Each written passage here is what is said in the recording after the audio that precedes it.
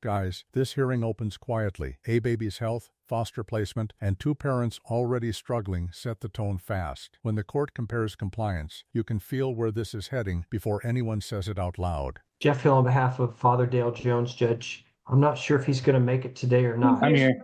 I'm here. Okay, Oh, great. okay. Sounds good. Stacy Zavala on behalf of Sebastian. All right, thank y'all. Okay. Let's see, who's gonna give us an update today? Ms. Lopez? Have an update, yes. All right, if you'll raise your right hand for me. You solemnly swear or affirm you'll tell us the truth today. Yes. All right, very good. Okay, you can go ahead and give us an update and then we'll see if anyone has questions. Okay, so Sebastian is currently not in daycare. He stays home most of the day with his foster parent. He is not sleeping through the night and is waking up around 2 times per night. He has not started any baby foods, but he is gaining weight appropriately. He is using Enfamil Gentle Ease, taking about 6 ounces every 3 hours. So he's doing really well with that. And they are utilizing WIC for him. So they have a sufficient amount of formula for him at all times. He does enjoy tummy time. He is receiving ECI for occupational therapy, and they're seeing him once a week. They are just focusing on getting him to meet his milestones. He's currently rolling over. He is sitting with support. We are waiting on some results that he had done for some blood tests. The doctor was concerned and tested him for X-ALD, which is a genetic disorder that affects the baby's ability to break down fats. That is pending. The pediatrician has indicated that she's not too worried about it, as the results are taking a little bit longer than normal. So that's a good sign. But other than that, he is doing wonderful in his placement. Ms. Lopez, how are parents doing? So parents are, Alina is currently unemployed. She is living at the Motel 6. She has completed her OSAR assessment, which recommended that she do inpatient treatment, and she has not started that yet. Her last drug screen was positive. She has not completed parenting classes, and she's been dropped from therapy with Mr. Gatlin due to significant no-shows. And then Mr. Jones has started parenting. His drug screens are still positive.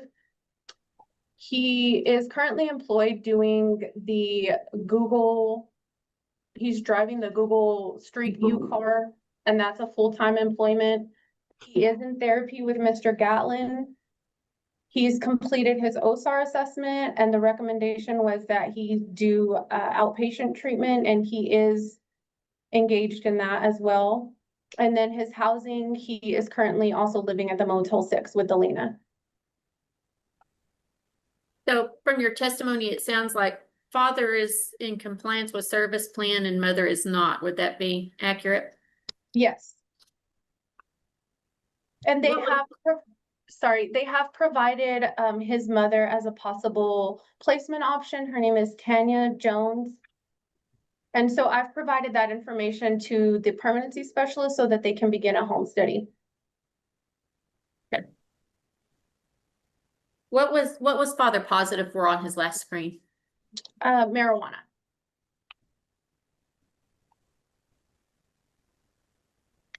And Judge, just for the court's information, our office did send out the required ICWA notices. To date, we have not received any response from the tribes. Okay. Thank you.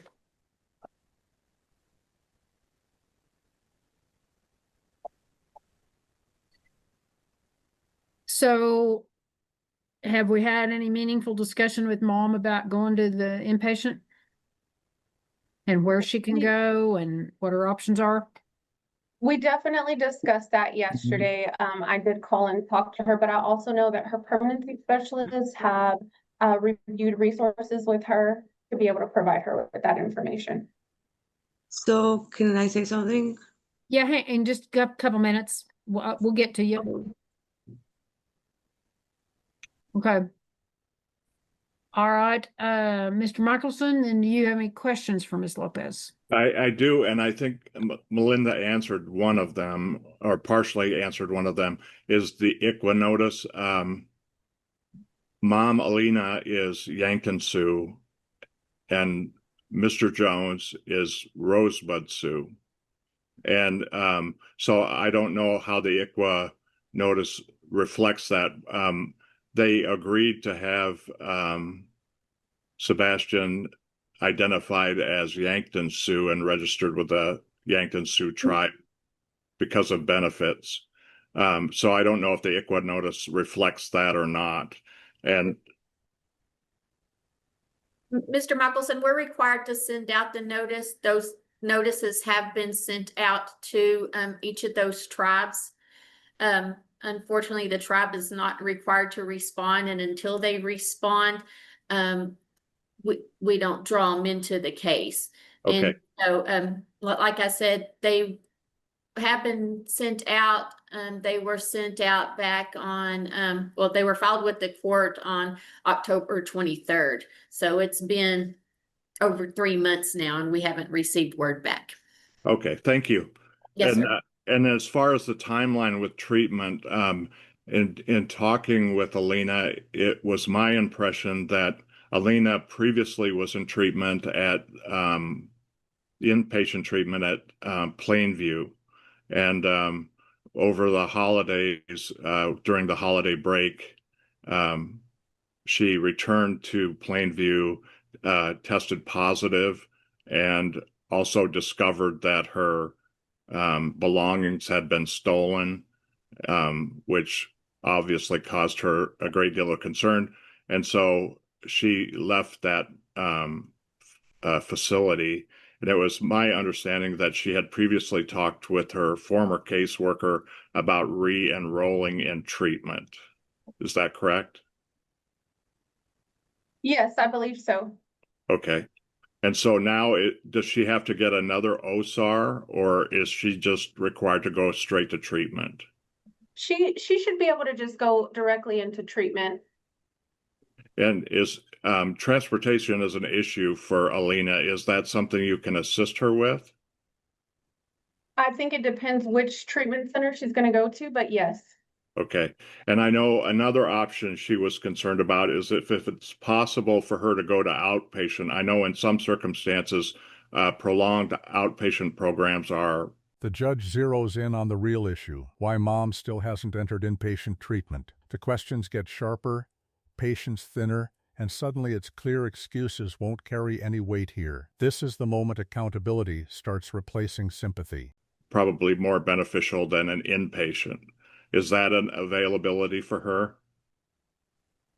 I would have to say no. I think she's struggling with a lot of issues, and those are issues that only inpatient treatment are going to be able to address for her. Okay. And I know Alina wants to make a few comments to the court too, so. Okay, Ms. Thornton, if you want to unmute, you can tell me what you want to tell me now. I'm actually doing a parenting class with him, and we only have 2 more parenting classes to do. Okay, that's great. And then with the whole therapy thing I wasn't able to make my appointments the last time was because he didn't tell me that I was rescheduled to go again. And then when it came to him, then when it came to me missing it, that's when he called me and told me that I missed it that day, even though I wasn't aware that he scheduled me. So when I told him that, then he's like, can you slow down a little bit? You're talking really fast and it's hard for the court reporter, and I'm having a little trouble hearing you. So who is he? When you say he, who are you talking about? Richard Gatlin. Okay.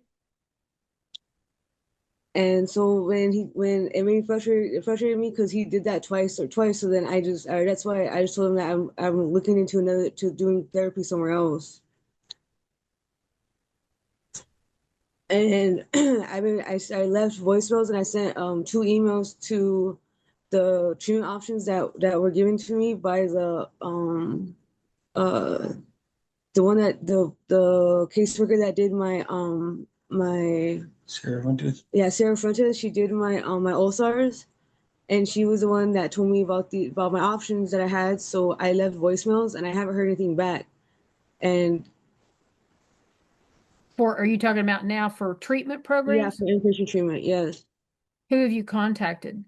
I've contacted the one in San Angelo, and then another one, which I can't remember the name of it, but I contacted both of them, and all I left was 2 voicemails, and that was it. And I haven't heard nothing, with no word back or nothing yet. And then for the tribe, I even emailed and called them myself to see how I go about getting my baby enrolled. Okay. All right. I was going to suggest if you all have agreed about that, you know, 'Cause you certainly can take the steps to try to get him enrolled, registered with that tribe. There's And nothing. so that's because I've been wanting to look into a caseworker to how to go about enrollment. Say that again.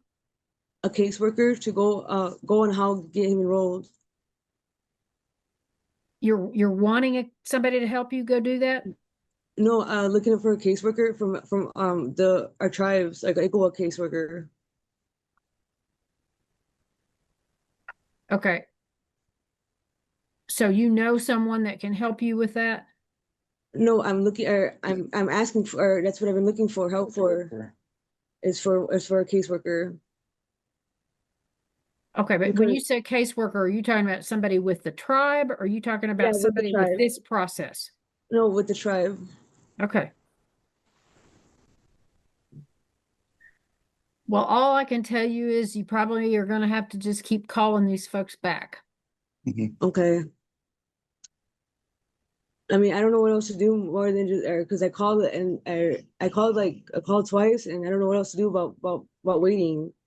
I mean, The tribes aren't very good at calling. and the tribes every time that I called them, it just are straight to voicemail or they weren't open. So that's why I just, yeah. Well, I'm not gonna give up though I should keep calling though. Thank you. Okay, with the tribe, I don't know what else to tell you to do because I don't have any control over that. Now, with the inpatient treatment, it's hard for me to say without you telling me what the names of what facilities you've contacted, but I'm just going to ask Ms. Lopez to look and see what was on your service plan and see if it was really frustrating because my last caseworker, she wasn't helping us or helping me at all about going where to go and who to call about treatment. Okay, Ms. Lopez, what's on her service plan? I'll see if I can find it too. For treatment specifically, Yeah, did So we give some contact information? so on her family plan of service, it has her OSAR, but that she will follow the recommendations, which are just inpatient treatment, which is what was Yeah. recommended to her. And then so the one of the Miss Thornton, hang on. Miss Thornton, hang on just a second. I'm trying to let me find out what I need to from her first, okay? Just a minute. Okay. All right, so Ms. Lopez, have you or do you know if anyone through St. Francis has given her contact information for any inpatient treatment facilities?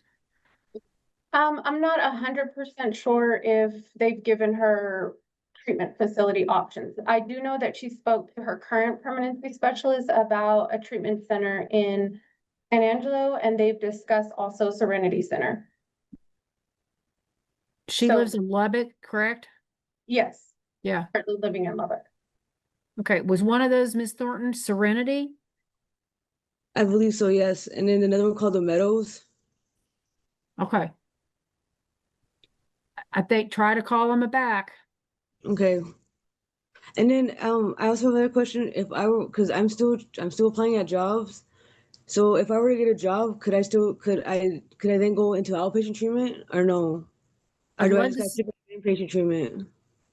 I'd love to see you complete an inpatient program, successfully complete that. And when you're discharged, then, you know, what you need to do is really then go into a long-term aftercare type program. Okay. And there are some of those available, I know, in the Lubbock area. Yes, we also have the Downtown Women's Center, and I'll ensure that her permanency specialist discusses those options with her, but she's got to already be in recovery by that point. Right. So it opens up some more options for you if you have gone to inpatient and successfully completed that. And while you Okay. don't have a job right now, it's the perfect time to go. Okay. So I'd really like to see you complete the inpatient and then get involved with a long-term program. Okay. That's your greatest chance of success. All right. Thank you. Those programs provide you a lot of support system, and help you through the tough times, and a lot of them can help you find employment. And I mean, it's just there's a lot that can offer you.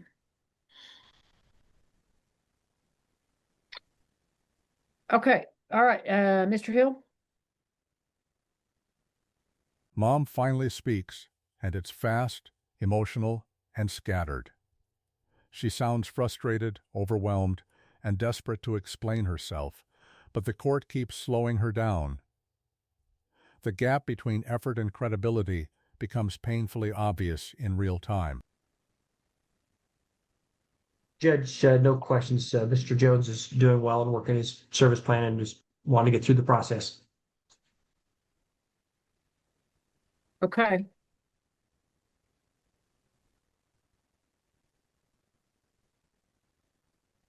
Okay, Ms. Zavala. Ms. Lopez, I think you just answered this, but are both parents and the child, are they all in Lubbock? Yes, Oh. Sebastian's in the Lubbock area. He's in Wolfers, but Lubbock area pretty much.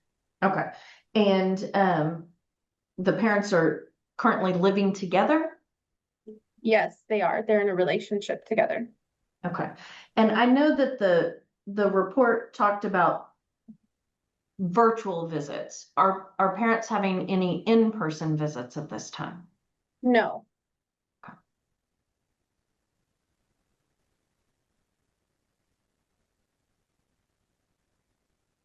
I have no further questions. Is that because of the drug use? Yes. And Judge, I do have a Are we follow-up. Yep. Yeah, are we talking about starting dads? So mean, his drug screens have still also been positive, but in January, they did not go into test at all.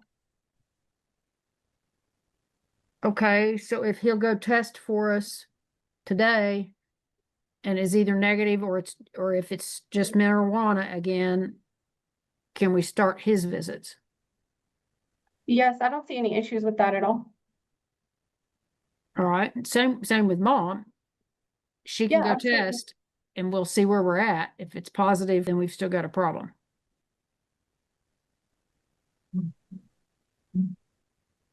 Mm.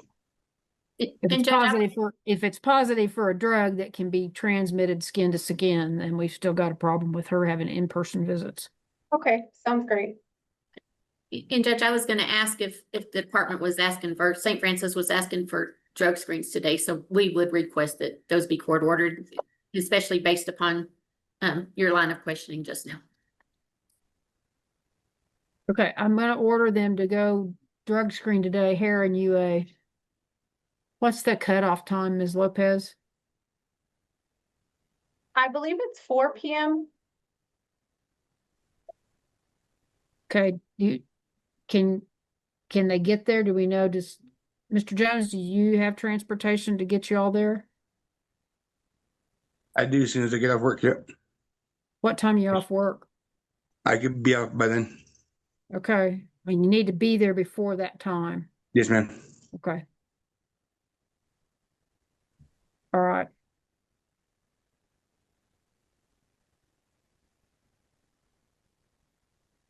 Okay, anybody have anything else?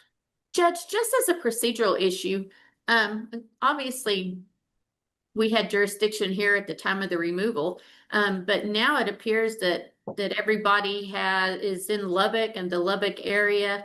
I don't know if parents are planning on staying in Lubbock. I don't, I guess we could ask them if the court's okay, but if everybody is now in Lubbock, would it be appropriate to have a conversation with the court down in Lubbock to determine whether they would accept a transfer of this case? Let me ask a question. I mean, and I'm having the same thoughts, but let me ask about paternal grandmother, since they're wanting a home study on her. Where does she live? She also lives in Lubbock. Okay.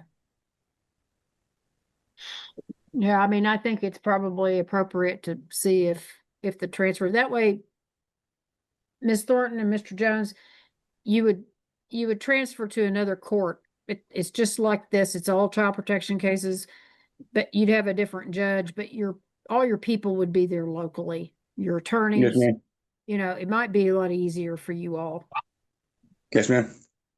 Okay. All right, we'll look at that.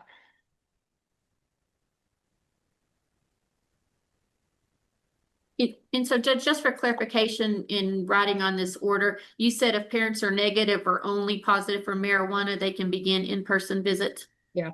Okay.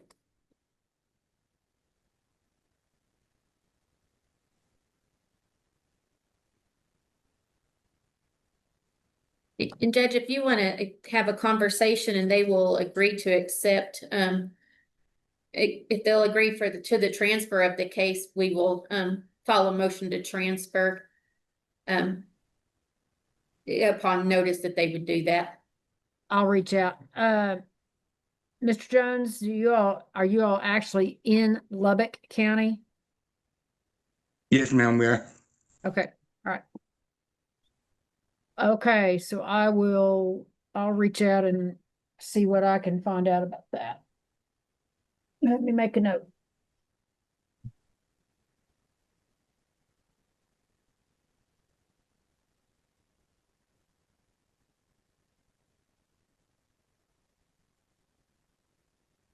Ms. Lopez, do you have any information on paternal grandmother? In other words, do you think that that's a likely possibility for placement? She does have Dell's older children, and they are older and a little bit more independent. There were some concerns with medical issues that she's having, as well as stability of her home. So those are things that we can address in the home study. She has custody of my other two children. I want to throw that out there. Okay.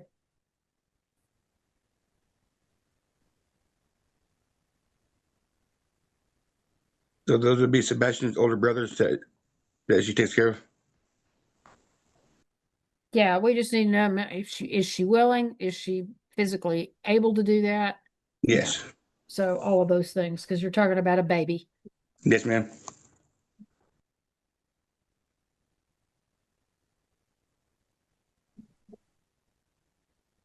Okay. All right, then I will continue the department as temporary managing conservator and continue the child's current placement. I find a continuing danger to return the child home at this time. I find father is in compliance with his family plan of service. I find that mother is not in compliance at this time. I'm going to order both of them to drug test for us, hair and UA, before 4 p.m. today. If they are negative or only positive for marijuana, they can begin in-person visits. We'll look at a possible transfer of the case to Lubbock County, so I'll let everybody know about that. And until that officially happens, we'll be scheduled for our next hearing on June 2nd of 2026, and that'll be on a 9 o'clock docket. The excuses keep coming, but the judge stays locked on one solution. Inpatient treatment isn't framed as punishment. It's framed as survival. This exchange makes it clear the court sees this as the last real chance before things collapse. So just be aware if it does transfer, probably that's going to be a different court date. You'll get new attorneys. You know, all of that will happen. So you just need to be sure that y'all stay in close contact with your current attorneys and caseworker, okay? All right. Okay. Thank you all very much and continued good luck to you. All right, we'll go ahead and take announcements. Melinda Powell for the Texas Department of Family and Protective Services, present, ready to proceed. Natalie Archer for the mother, Carrie Jones, and I am ready. Judge, I don't assume she's in the waiting room, is she? No, she's not. Stacy Zavala on behalf of Debbie. I will certainly watch the waiting room, Ms. Archer.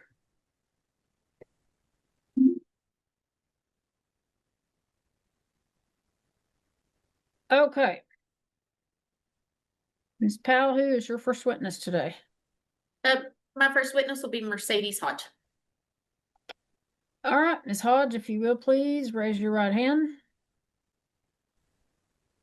You solemnly swear or affirm the testimony you'll give on trial today will be the truth, the whole truth, and nothing but the truth. I do. All right, very good. You may proceed. Thank you, Judge. Ms. Hodge, please state your name. Mercedes Hodge. I'm with Child Protective Services. Okay, can you answer the second question I had for you? Are you familiar with the child by the name of Debbie Jones? Yes, ma'am. How are you familiar with the case involving Debbie Jones? I was the investigator that worked the report that came in with concerns when Debbie Jones was removed initially. Okay. And when did the department initially receive the report? April of 2025. Okay. And what was the report in regards to? Concerns that mother and child both tested positive for means on their UA, on their urine analysis. Okay, and at what time was that? At the child's birth. Okay. And upon receiving the report, what steps did you take? I approached the mother to talk to her to figure out what was going on. Okay. And where did you meet with the mother at? At the hospital before she was released after giving birth. Okay. And did you discuss the allegation? Oh, let me back up. Who is the mother of Debbie Jones? Carrie Jones. Sorry, my phone's ringing. And Ms. Hodge, can you speak up just a little bit? Yes, ma'am. Thank you. And at the time that where did you meet with the mother at? I'm sorry.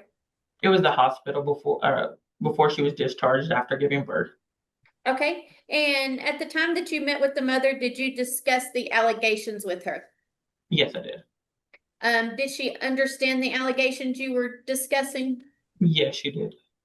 And did you discuss the positive drug screens with Miss Jones? Yes, I did.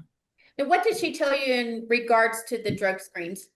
That she had a history of drug use, and she's pretty aware that she was going to be positive because she did use up until 2 weeks before giving birth. So she was a pretty avid user. Okay. And did she discuss with you what she used up to giving birth?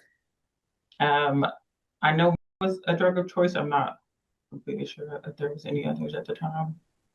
Okay. Now, at the time that Miss Jones was using, did she acknowledge to you that she knew she was pregnant? Yes. Okay. Okay. Now, at the time that you contacted Miss Jones, did she provide the name of a father to you? No. Made contact with her, no. She said she knew the father's name, but she would not provide it to the department. Okay. And during the whole course of the case, did she ever provide to you the name of a father? No.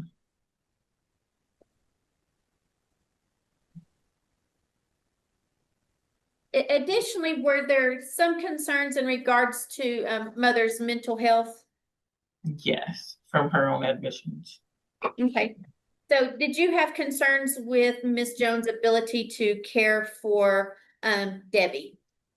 Yes, based off of the conversation that I had with her. Okay. And the history that she let me know about.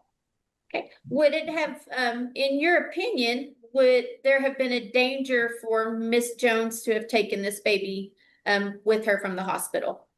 Absolutely. Okay. And did you make attempts to prevent the removal of the child? Yes, Miss Jones didn't have any other family to supervise her or that was willing for her to like move in with them to assist her with parenting or with supervision. We did try to go those routes, but she did not have any support in the area at all. Okay. Did Miss Jones have other children? Yes. And did she have care of those other children? No, she does not. And she told me, I think it was 13 years that she had not had any child in her care at all and had not been a caregiver to her own children. Okay. And was that also due to a history of drug use? Yes. Okay.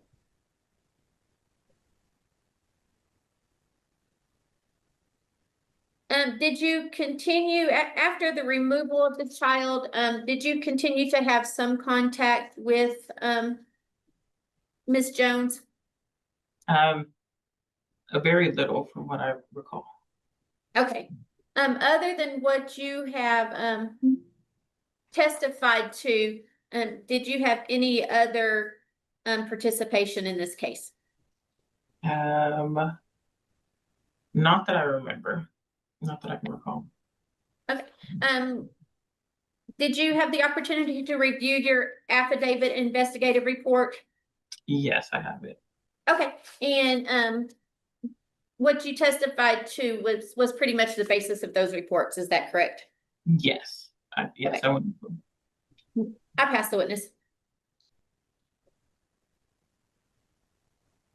All right, Ms. Archer. No questions of this witness.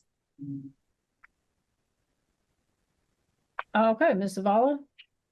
I have no questions. All right, Ms. Powell, anything further of this witness? Nothing further of this witness, Your Honor, and I have no objection to her being excused. Okay, any objection, counsel?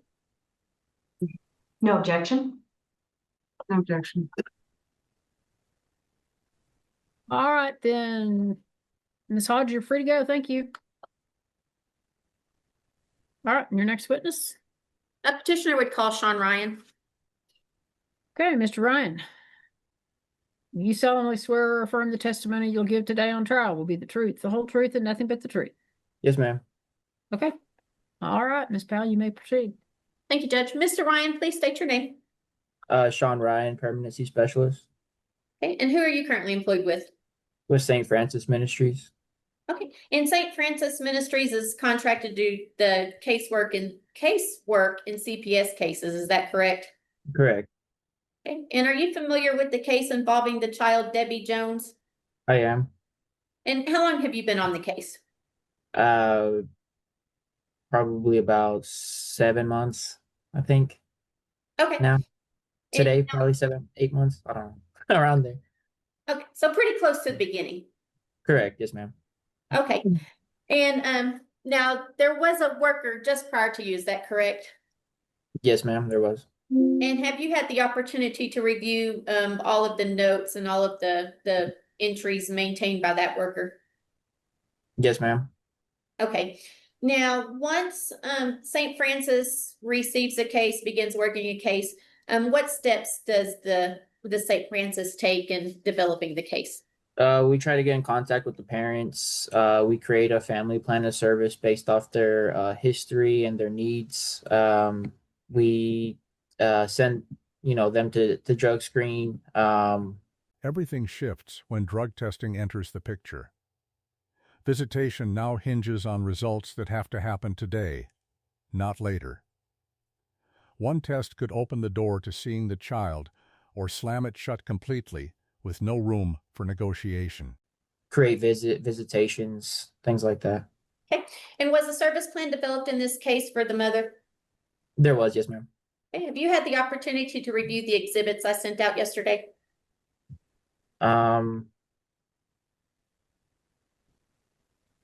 Oh, yes, ma'am. I did. I'm sorry. I did. I Okay. apologize. In regards to Exhibit 1, do you recognize that document? Yes, ma'am. Is it a true and accurate copy of the document? Yes, ma'am. And has it been altered in any way? No, ma'am. I'd ask to enter Exhibit 1 into evidence at this time. Any objection? No objection. Objection. All right, petitioner's exhibit 1 will be admitted. Mr. Ryan, what is exhibit 1? 1 second, I'm trying to load it. I apologize.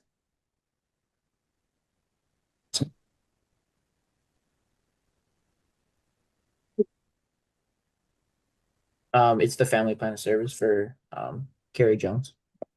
Okay. And why are family plans developed? They're developed to start the parents with their services that they struggle with, such as drug screens, counseling, individual therapy, rational behavior therapy, things like that, to help mitigate the reasons for reunification in the future. Okay. And in review of this document, does it show that the mother, Carrie Jones, signed the document? Yes, ma'am, it does. Okay. And were you ever able to personally have conversations with Miss Jones regarding her service plan? I have not. She's not been in contact with me since I took over the case. Okay. And you said you have had the case for about 8 months now? Correct. Okay. So in regards to the services, has the mother worked any of the services to your knowledge? No, ma'am, not to my knowledge. You stated the mother hasn't had contact with you. Has Miss Jones had contact with the child? No, ma'am. There was for the other worker had explained to me when we were staffing with this case, she had said that the mother was purposely avoiding us. I don't know the reasons why. That's just what was relayed to me. But I tried to, have my monthly attempts, my monthly conversations to try to reach out to the mother and go by her house. And again, I was unsuccessful. Okay. Were visits initially set up between the mother and the child? Yes, ma'am. There was a visitation plan. Sorry, did mother engage in those visits? To my knowledge, I don't know. She hadn't engaged in the visits when I took over the case. Okay, so would it be fair to say that at least for the 8 months, mother has not maintained contact with the child? Right. Yes, ma'am. Okay, and how long has the child been in care? About a year now, actually. No, a little under a year. But I'll give you the exact date. Give me 1 second. The child came into care.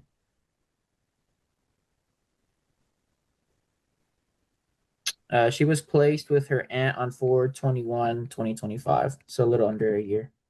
Okay, and you already testified that the service plan was completed in order to try to mitigate the reasons for removal. Is that correct? Correct. Yes, ma'am. And so if mother had worked the service plan, would that have been important towards reunification? Absolutely. Okay. And so at this point in time, do you believe that Carrie Jones has constructively abandoned her child, Debbie Jones? Correct. Yes, ma'am. Okay.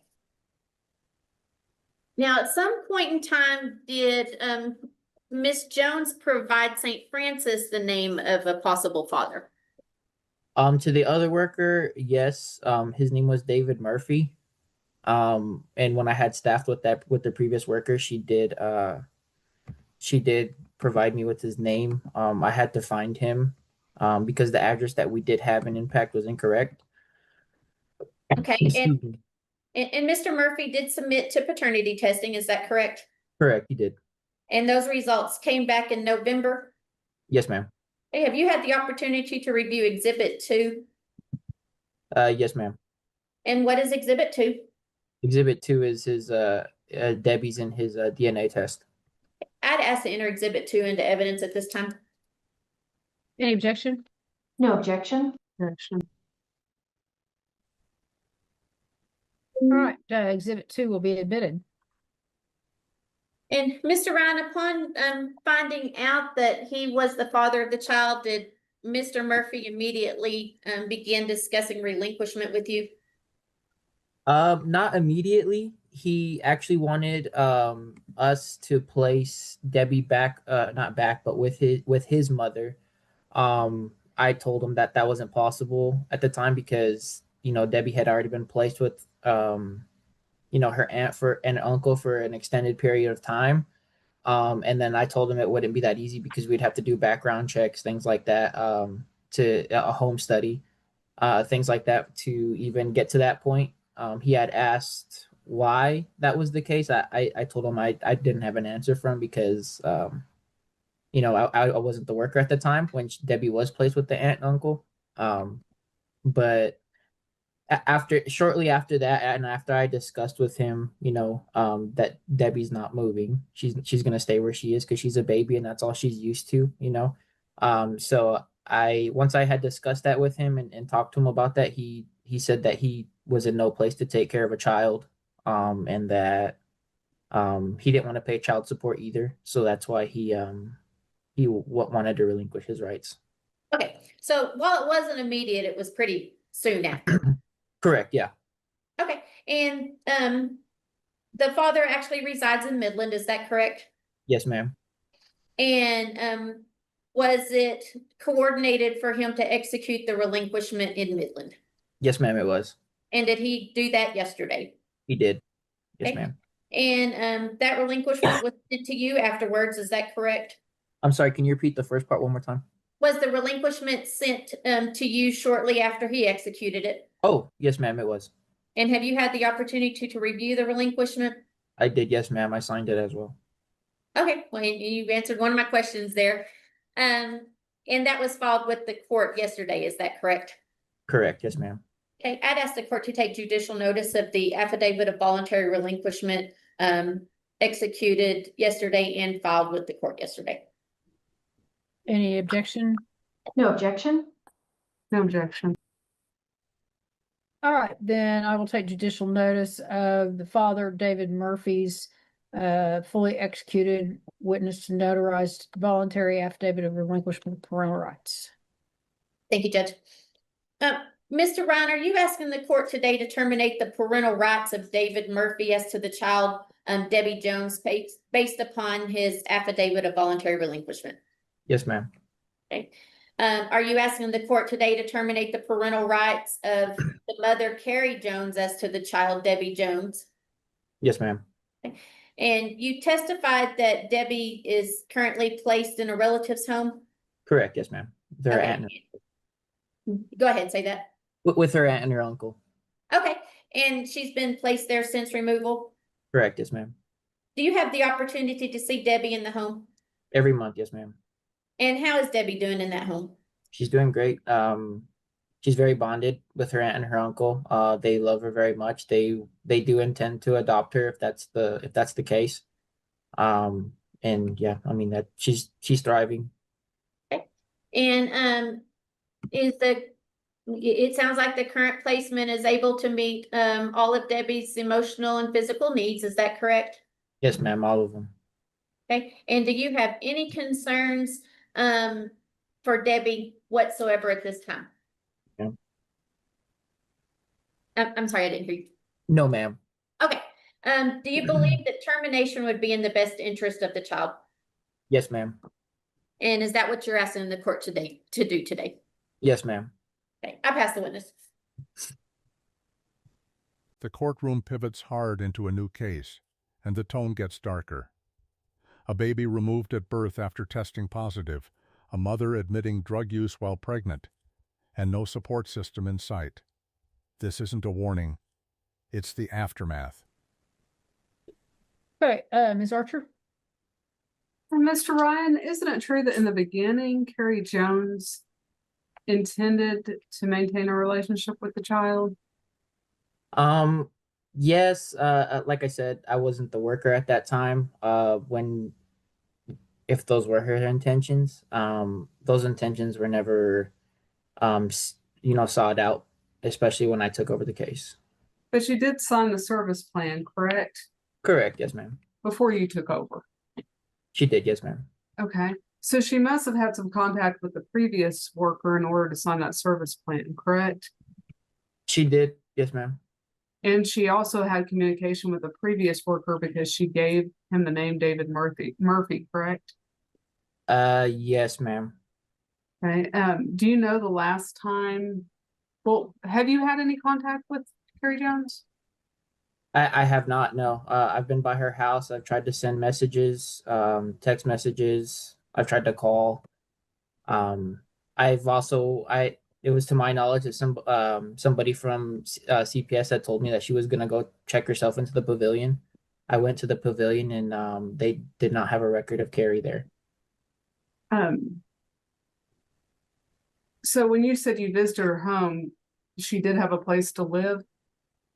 No, when I went to the home, it's been like almost abandoned. The windows are smashed in. It looks like nobody's lived there for a couple months. Okay.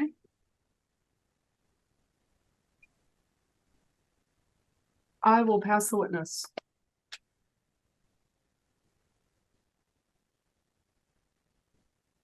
All right, and Ms. Zavala? Mr. Ryan, Debbie has been placed with relatives of mother, is that correct? Yes, yes, ma'am. Since the time she was removed. Yes, ma'am. And with mom's cooperation at the very beginning of this case, was she aware of that placement? She was, absolutely. Has placement ever told you that mom's reached out to them?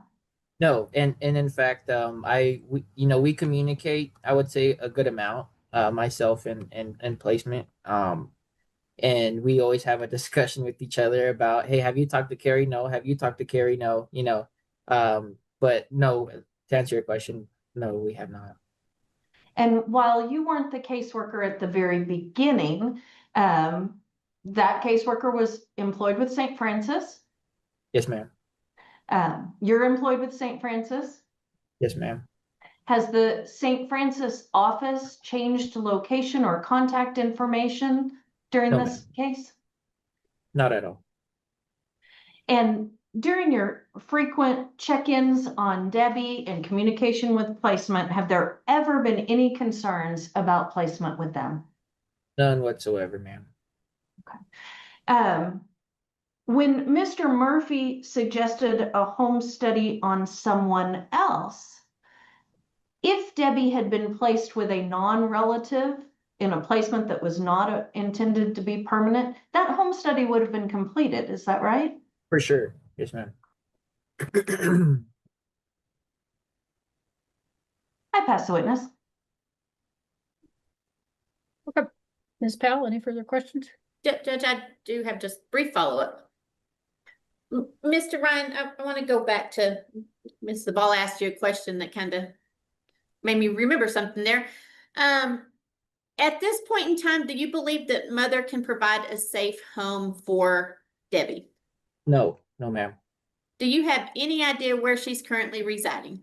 I don't. Okay. And the home that you had visited previously that you had for mother, would it have been appropriate for Debbie to return to? Absolutely not, no, ma'am. And why not?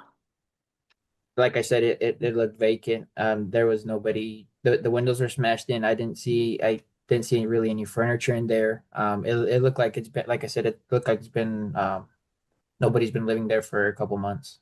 Oh, and this child was originally removed for drug use. Is that correct? Yes, ma'am. And due to the fact that Miss Jones has completely disappeared, have you been able to get any drug screens from her? I have not. We've sent her to screen monthly too as well, since I took over the case, and she's never gone once. Okay, when you say you sent her to screen, what did you do? I sent her a text message to go screen on a random day every month by 4 p.m. Okay, and that was on a phone number that you knew had belonged to her? Correct, the known phone number that we have for her. Okay, that's all I have, Your Honor. I pass the witness.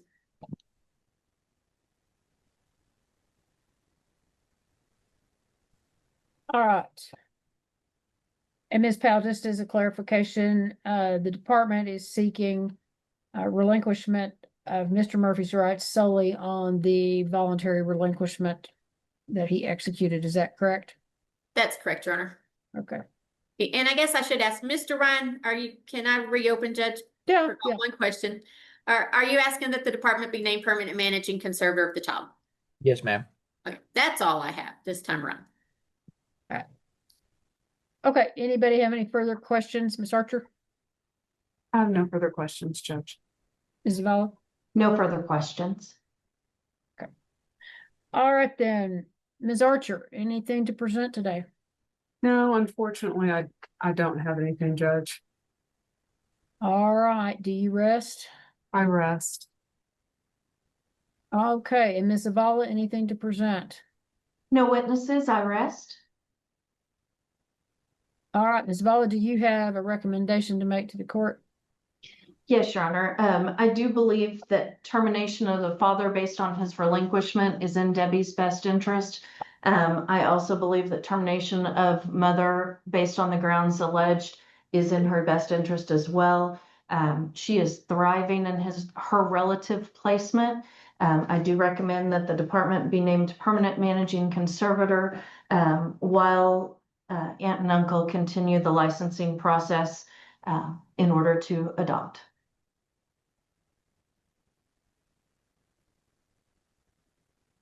All right, I appreciate it. Thank you.